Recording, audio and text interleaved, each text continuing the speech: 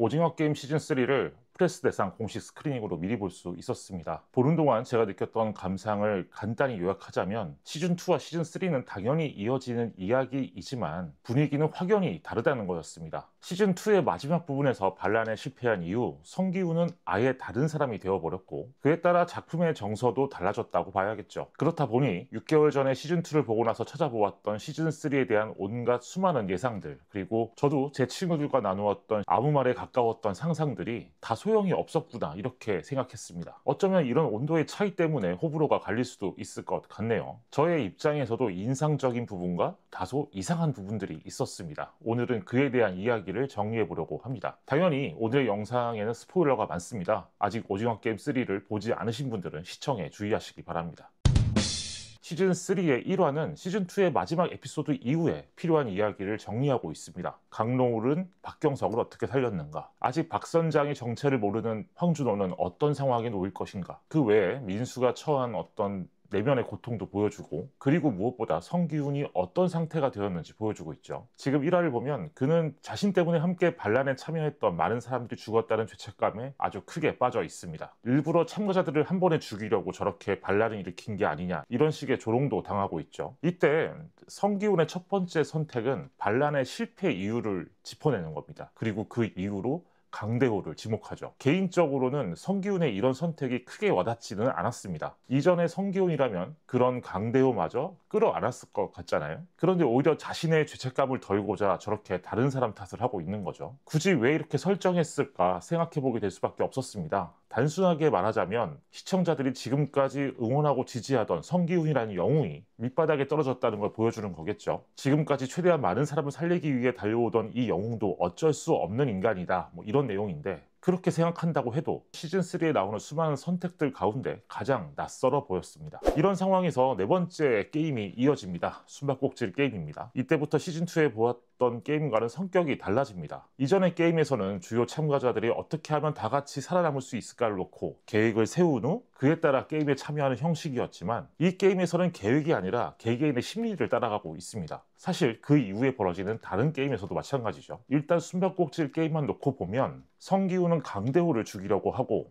민수는 우연히 타노스의 약을 주워 먹고는 이미 죽은 세미를 찾아다니고, 처음에는 아무나 빨리 죽여서 게임을 통과한 후 준이를 찾으려고 했던 이명기는 갑자기 상금을 늘리기 위해 필요 이상으로 더 많은 사람들을 죽이고 있습니다. 이런 구도이기 때문에 이 게임에서 게임의 형식은 그리 중요하지 않아 보입니다. 특히 성기훈은 이 게임을 통과해야 된다는 의지조차 없어 보이죠. 이런 상황에서 이야기의 주인공이 되는 인물은 용식의 엄마 장금자입니다. 시즌2에서 장금자가 비녀의 은장도를 숨기고 있다는 걸 보여주었기 때문에 분명 이 칼을 어떤 결정적인 상황에서 사용하겠구나, 이렇게 예상을 할 수 있었죠. 그리고 준이가 낳은 아이의 탯줄을 이 칼로 끊어줄 것이라는 예상도 누구나 할 수 있었습니다. 그런데 결정적으로 그 칼을 꽂는 대상이 아들 용식이일 거란 상상은 정말 하지 못했습니다. 그만큼 눈으로 보고도 선뜻 납득하기는 어려운 감정이었던 것 같습니다. 시청자의 입장에서는 당연히 준이와 아기를 살려야 한다는 감정이 조금 더 클 수 있지만, 이 상황 안에서는 다른 아이 때문에 자신의 아들을 칼로 찌르는 거잖아요. 물론 이 드라마는 이때의 장금자가 정말 아들을 죽이려고 칼을 찌른 건 아니다, 이런 식으로 연출을 하고 있습니다. 준이를 죽이려고 하는 용식을 제압하기 위해 이때 엄마가 유일하게 할 수 있는 대응 방식이 칼을 쓰는 것뿐이었고, 결정적으로 용식을 죽이는 건 병정들이죠. 그래도 다른 아이와 내 아이 사이에서 선택을 해야 한다는 딜레마는 상당히 강렬했습니다. 이후에 장금자가 하게 되는 또 다른 선택도 이해할 수 있게 해주는 부분이고요. 그리고 이때 장금자가 보여주는 감정이 나중에 가면 사실상 이 시즌3를 끌고 가는 감정이었구나, 이런 생각을 하게 됩니다. 이후에 이어지는 이야기를 보면 장금자의 선택이 이후 성기훈을 비롯한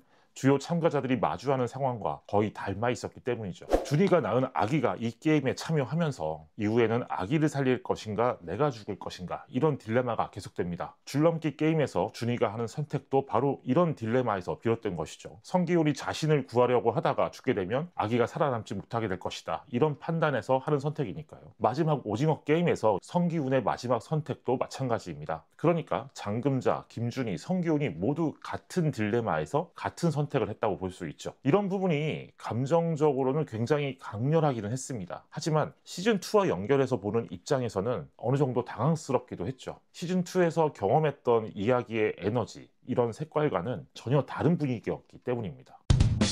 개인적으로는 시즌2를 보면서 시즌3가 더 많은 도파민을 기폭시키는 그런 방향으로 진행될 거라고 예상했습니다. 이 참가자들 사이에 또 다른 게임 운영진 혹은 VIP가 숨어 있고 그들이 정체를 드러내는 반전이 있을 거란 예상도 있었죠. 무엇보다 성기훈을 비롯한 참가자들이 결국에는 이 게임 시스템을 전복시킬 거라고 상상했습니다. 시즌2의 마지막 부분에서 반란에 실패하기는 했지만 이대로 무너지는 게 아니라 결국 다시 재정비를 해서 새로운 반란이 일어날 것 같았죠. 또 이 섬을 찾고 있는 황준호의 팀이 있고 박경석을 살린 강노을도 있기 때문에 이들이 각자의 위치에서 한데 뭉친다면 그것도 가능하지 않을까. 저도 모르게 어벤져스 인피니티 워에서 어벤져스 엔드게임으로 이어지는 그런 서사를 생각했던 것 같습니다. 그런 서사와 비교한다면 당연히 시즌3는 김이 빠지는 느낌이 있을 수밖에 없죠. 특히 뭔가 더 큰 한방이 있을 것 같았던 인물들의 활약이 매우 미미했기 때문에 그런 느낌이 컸습니다. 먼저 강노을과 박경석의 스토리가 있습니다. 사실 이들은 시즌3에 오면 이 게임과는 아무런 관계가 없는 사람들이 되어버립니다. 강노을이 부대장을 죽이고 참가자들의 모든 기록을 지우기는 하지만 현재 벌어지고 있는 게임 안에서는 어떤 영향을 주지도 않거든요. 또 박경석은 혼자 탈출해서 황준호와 만나 섬의 위치를 알려주는 그런 역할만 하고 있고요. 황준호의 팀도 마찬가지입니다. 박 선장의 비밀을 알게 되고 박경석을 만나서 섬에 진입하지만 결과적으로 황준호가 하는 건 오랜만에 형을 만나는 것 뿐이죠. 겨우 이 정도의 역할을 하게 만들려고 이들의 스토리에 그렇게 많은 러닝타임을 할애한 건가? 저는 그런 의문이 들었습니다. 그리고 무엇보다 시즌3에서는 프론트맨의 역할이 현저히 적었다는 점에서 더 힘이 빠진 것 같습니다. 시즌2의 마지막 장면에서 반란을 제압한 오영일이 다시 프론트맨의 가면을 쓰는 순간 이제부터 프론트맨과 성기훈 사이의 어떤 거대한 대결 그리고 프론트맨의 정체를 알게 된 성기훈의 충격 이런 걸 상상하게 되잖아요. 그런데 정작 시즌3에서는 프론트맨과 성기훈이 붙는 부분이 거의 없고 프론트맨이 가면을 벗어 보이는 순간 성기훈의 리액션을 보여주는 연출 또한 그냥 평이하게 진행되었습니다. 결정적으로는 시즌3의 바탕이 되고 있는 정서가 죄책감이기 때문에 시즌2와는 전혀 다른 느낌을 받은 것 같습니다. 시즌3를 보면 대부분의 인물들이 다 죄책감에 시달리고 있어요. 성기훈은 말할 것도 없고 강대호도 이 반란을 실패한 게 자기 때문이라는 죄책감을 갖고 있죠. 장금자 여사도 그렇고 여기에 민수도 세비가 죽는 걸 바라만 봐야 했다는 죄책감에 빠져 있습니다. 성기훈이 프론트맨으로부터 칼을 받아 다른 참가자들을 죽이려다 죽이지 못하는 것도 같은 맥락으로 묘사되어 있죠. 또 이 모습을 바라보는 프론트맨의 시선에서도 과거 자신이 저질렀던 짓에 대한 죄책감이 느껴지고 있습니다. 그렇다 보니 시즌3는 게임의 묘미보다는 이런 인물들의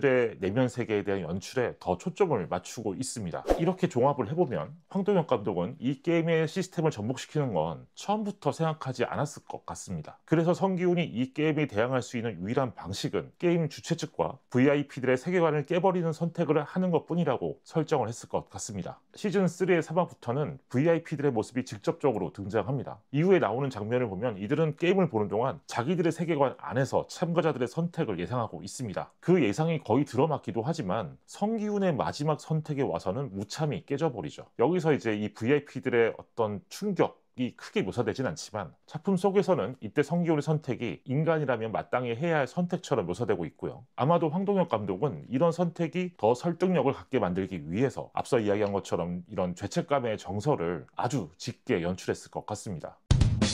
VIP들이 예상이 깨져버리는 그런 장면을 보면서 시청자인 저의 입장이 이 VIP들과 크게 다르지 않을 수 있겠구나라는 생각이 들었습니다. 시즌2를 보고 난 후 더 강렬한 반전과 도파민 기폭을 예상했지만 저 또한 그런 예상과는 전혀 다른 인물들의 선택을 보게 된 거니까요. 어쩌면 황동혁 감독이 이렇게 VIP들과 같은 경험을 시청자들이 할 수 있도록 시즌2와 시즌3의 색깔을 다르게 설정했을 수도 있을 것 같습니다. 물론 의도가 그렇다고 해도 그런 연출이 성공적이었는가 여기에 대해서는 의견이 갈릴 것 같습니다. 일단 저는 결국에는 이렇게 별다른 역할이 없는 인물들의 이야기에 러닝타임을 할애하고 그러지 않았다면 그래서 주요 인물들의 그런 감정에 더 초점을 맞추었다면 지금보다 더 나은 결과물이 나오지 않았을까 그렇게 생각을 했습니다. 그만큼 어느 정도는 아쉬움이 있었죠. 여러분은 오징어 게임 시즌3를 어떻게 보셨습니까? 댓글을 통해서 의견을 공유해 주시면 감사하겠습니다. 오늘의 이야기는 여기까지입니다. 저는 곧 또 다른 작품에 대한 이야기로 돌아오겠습니다. 감사합니다.